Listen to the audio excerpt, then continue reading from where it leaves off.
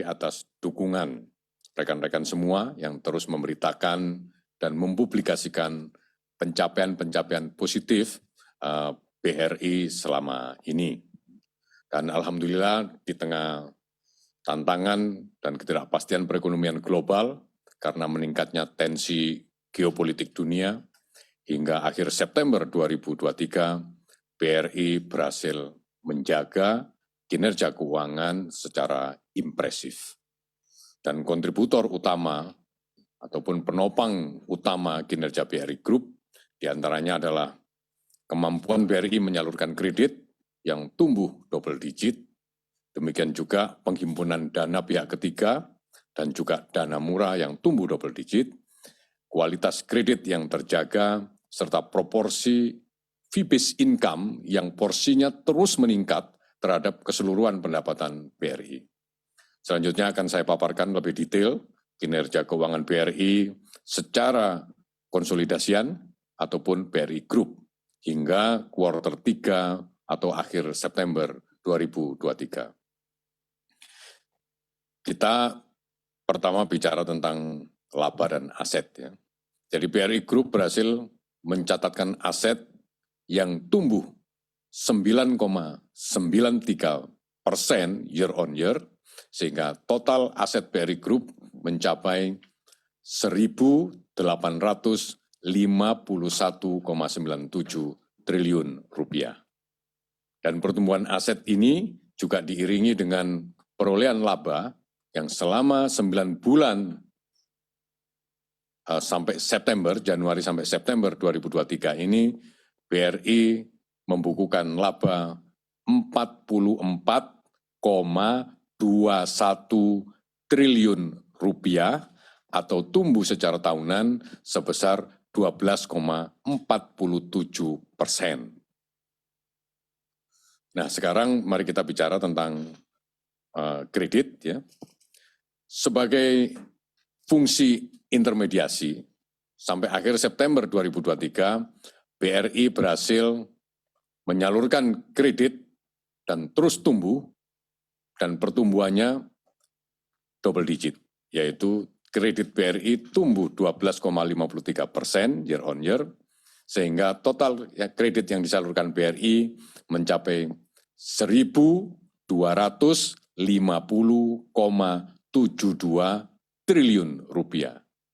Pencapaian ini selaras dengan proyeksi ataupun guidance yang diberikan oleh BRI selama ini, di mana kita mentargetkan selama tahun 2023 ini kredit akan tumbuh 10-12% secara tahunan. Seluruh segmen kredit tumbuh positif, ya.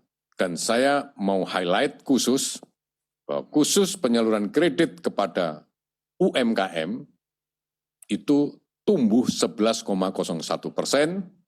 di mana semula di kuartal 3 tahun lalu kredit kepada UMKM itu 935,86 triliun, di mana di tahun ini selama 9 bulan kredit kepada UMKM saja sudah tembus di atas 1 triliun, lebih tepatnya adalah di atas 1.000 triliun maksudnya, di atas 1.000 triliun, lebih tepatnya adalah kredit kepada UMKM selama 9 bulan sudah mencapai 1.038,90 triliun rupiah. Dengan demikian, porsi kredit kepada UMKM mencapai 83,06% dibandingkan total kredit yang diberikan oleh BRI. Nah, kredit yang tumbuh double digit ini juga tentunya dampaknya positif terhadap pendapatan bunga. Maka pendapatan bunga BRI mencapai 138,63 triliun rupiah atau tumbuh 13,91%. Dan kemudian keberhasilan menyalurkan kredit juga diiringi dengan penguatan terhadap aspek-aspek yang terkait dengan prinsip-prinsip penerapan ESG, Environmental, Social and Government, dan secara komprehensif dalam kegiatan bisnis perseroan, di mana sampai September 2023, kredit yang berbasis ESG tumbuh 11,89% menjadi 750,91 triliun rupiah, sehingga porsinya sendiri menempati 66,1% dari total portofolio kredit. Dan angka ini menunjukkan betapa BRI semakin memperkokoh sebagai bank dengan portofolio kredit berkelanjutan terbesar di Indonesia. Setelah kita bicara penyaluran kredit, mari kita bicara tentang kualitas aset ataupun kualitas kredit. Ya. Jadi keberhasilan BRI dalam menyalurkan kredit juga diimbangi dengan manajemen risiko yang baik. Dan hal ini tercermin dari non-performing loan BRI yang tercatat 3,07% atau lebih baik dibandingkan kuartal 3 tahun lalu, yaitu 3,09%. Untuk bank yang fokusnya di UMKM, di mana 83% portofolionya di UMKM, dengan NPL sekitar 3%, saya kira kita sepakat bahwa ini adalah bukti bahwa BRI menerapkan prinsip-prinsip risk management dengan baik. Karena sudah menangani kecil-kecil banyak, dan kemudian porsinya 83% dari total kredit, itu kredit-kredit mikro, small, dan juga medium, bahkan mayoritas di mikro dan ultramikro, tapi kita bisa mengelola NPL-nya di sekitaran 3%. Ya. Itu artinya bahwa portofolio ini sangat baik. Di samping itu, perseroan juga berhasil menurunkan loan at risk atau yang sering kita singkat dengan LAR, gitu, di mana sampai September 2023, LAR BRI tercatat sebesar 13,80%, ya. Dan ini menunjukkan perbaikan karena LAR-nya menurun.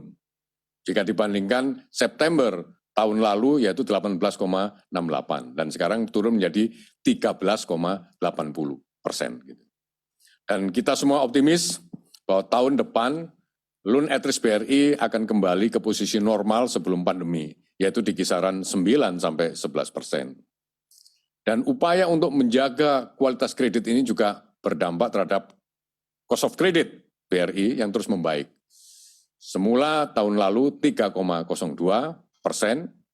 dan sekarang menjadi 2,44% di kuartal 3 2023 ini.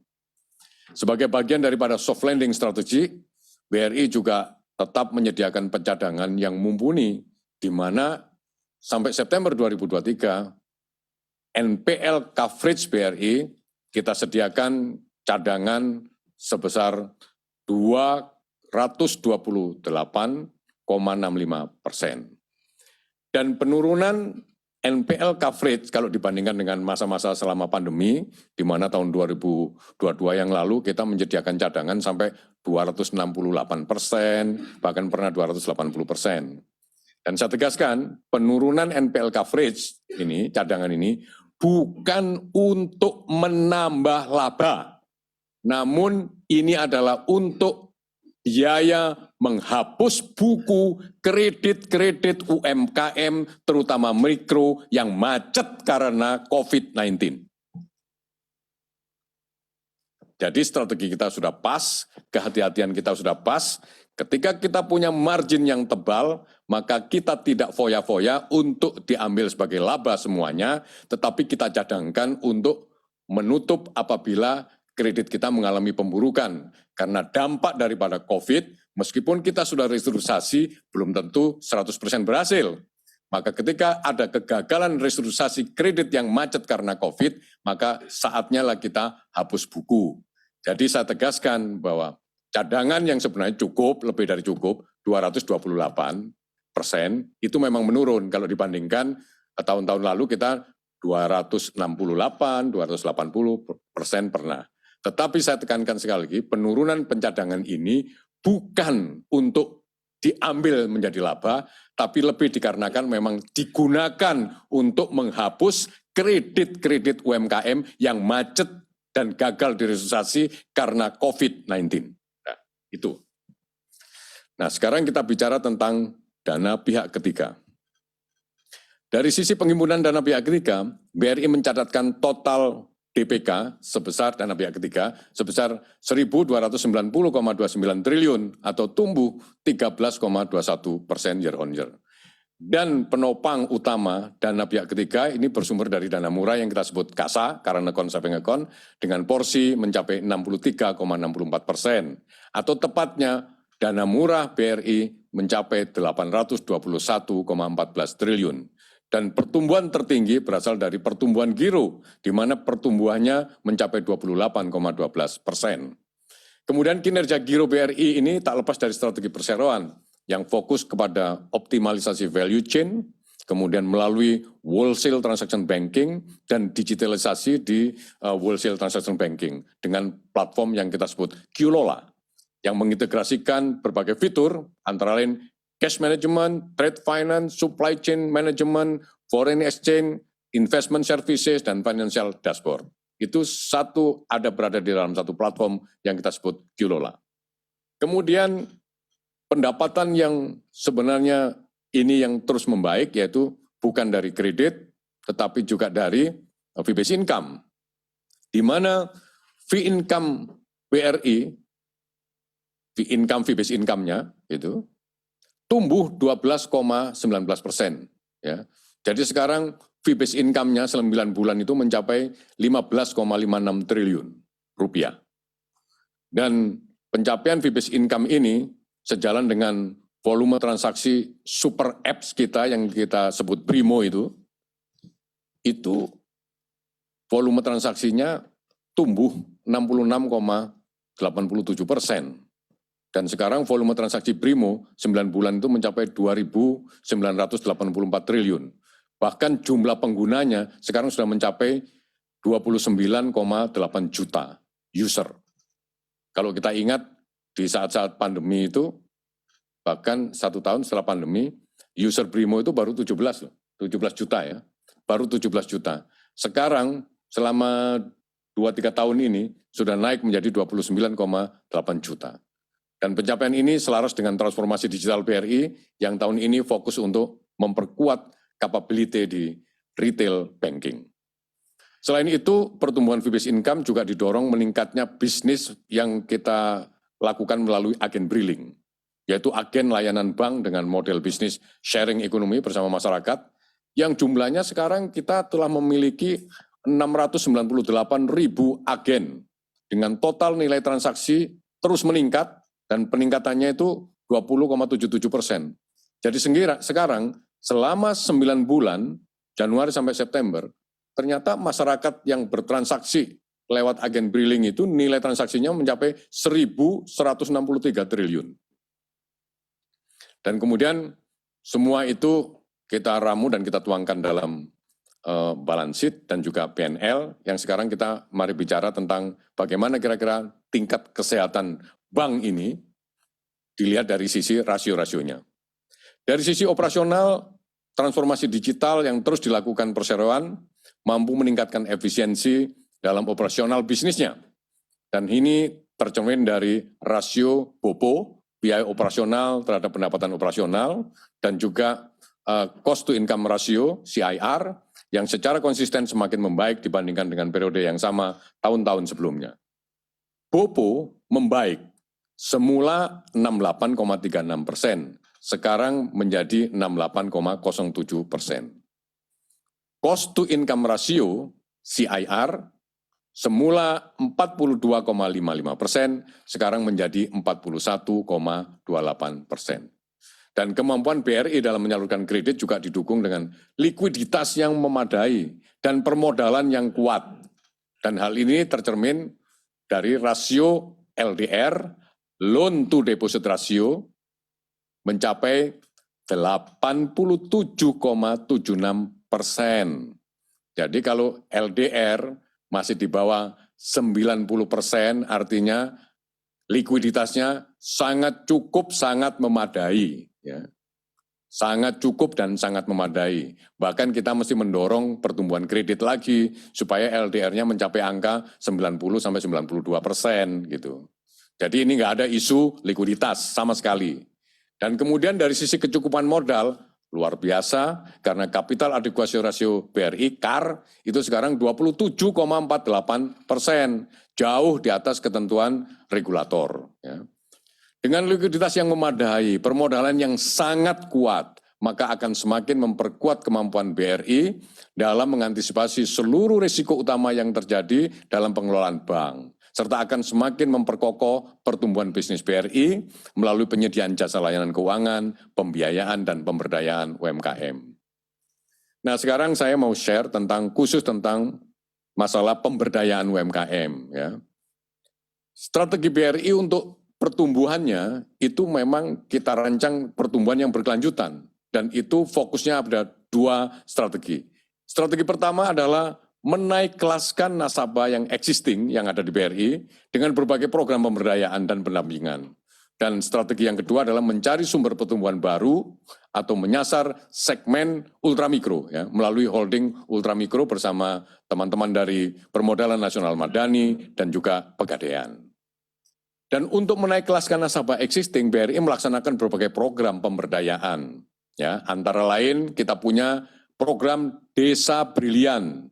Sampai September 2023 itu BRI telah memiliki 2.843 desa binaan di seluruh Indonesia. Dan desa-desa ini mendapatkan berbagai pelatihan dari BRI untuk meningkatkan kapabilitasnya, terutama kapabilitas perangkat desa, pengurus BUMDes, dan juga pelaku UMKM di desa-desa binaan itu. Selanjutnya ada program Klasterku Hidupku, yang saat ini BRI telah memberdayakan 18.685 klaster usaha di seluruh Indonesia. Dan klaster-klaster ini setidaknya telah mendapatkan 1.411 pelatihan dan literasi, serta 391 bantuan sarana prasarana produksi. Di samping itu BRI juga telah memiliki 54 rumah BUMN yang menaungi lebih dari 400.000 pelaku UMKM dan telah melaksanakan lebih dari 11.000 pelatihan. Dan terkait dengan perkembangan holding ultramikro UMI, yang menjadi sumber pertumbuhan baru BRI, setelah 2 tahun terbentuk, maka sampai September 2023, holding UMI ini telah berhasil mengintegrasikan lebih dari 37,3 juta nasabah peminjam, atau tumbuh sekitar 17,3%. Dengan outstanding kredit dan pembiayaan mencapai 614,9 triliun rupiah, atau tumbuh 9,5% secara year on year. Kira-kira demikian pemaparan kinerja keuangan BRI sampai kuartal 3 atau September 2023, dan BRI kembali mengucapkan syukur alhamdulillah atas segala pencapaian tersebut. Ke depan BRI optimis dapat menutup tahun 2023 dengan kinerja yang impresif, utamanya dengan tetap fokus pada pertumbuhan yang berkelanjutan untuk membuat BRI semakin kuat dan hebat dalam memberi makna Indonesia. Demikian, terima kasih. Wassalamualaikum warahmatullahi wabarakatuh.